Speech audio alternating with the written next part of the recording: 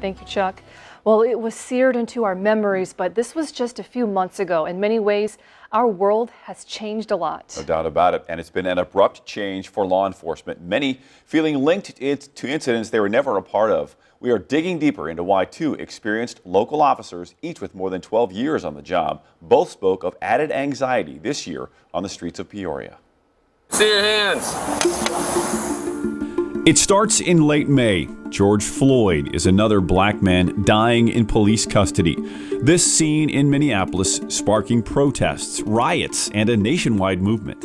I love the energy that people have right now as far as wanting to see change in America.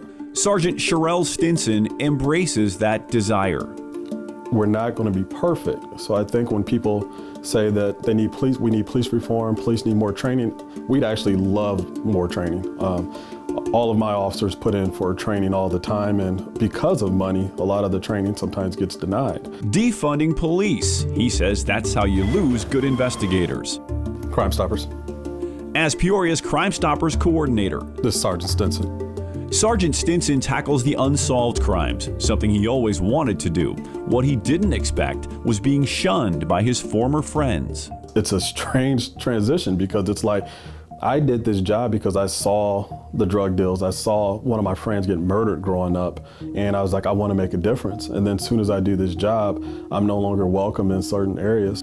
And for me, the disappointing part is it's been by people that look like me more than not.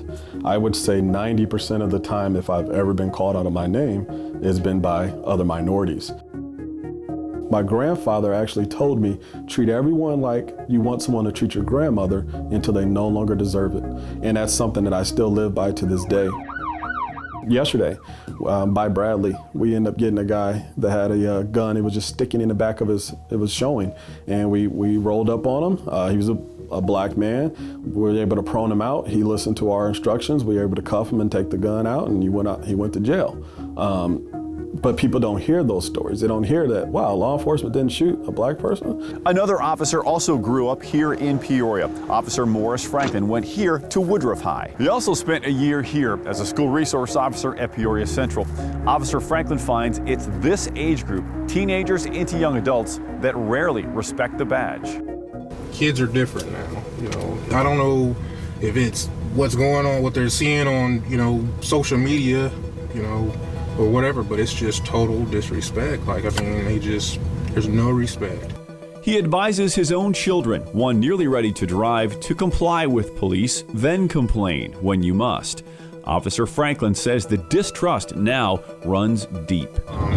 Myself and a white officer shows up to a call, and a lady tells me that I can't come in her house because her dog doesn't like black people. And I was like, really? And then on the flip side, it's when I'm dealing with people that look like me,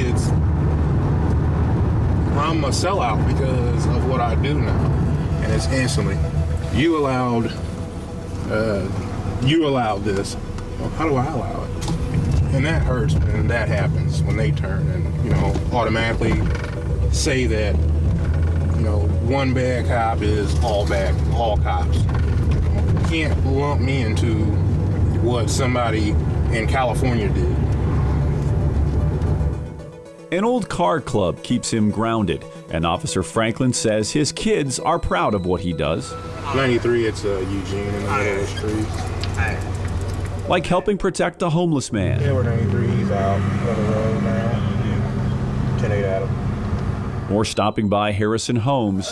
This is Tiffany's blood cousin. For a chat. Sorry to hear that. Sorry to hear that. He now works in the targeted offender unit, so he is always making contacts. You gave me this before you told me. You never called me. And in this case, making an impression. What's your name again? I got a phone. Morris Franklin? Morris Franklin. Okay.